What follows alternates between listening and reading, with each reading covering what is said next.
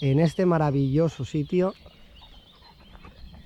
he decidido hoy pasar un día en paz, tranquilidad, naturaleza e inmortalizando el bonito sitio en el que estamos.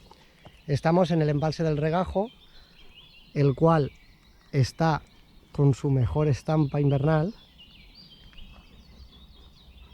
y vamos a intentar inmortalizar este bello lugar. Así que no te lo pierdas. Dentro vídeo.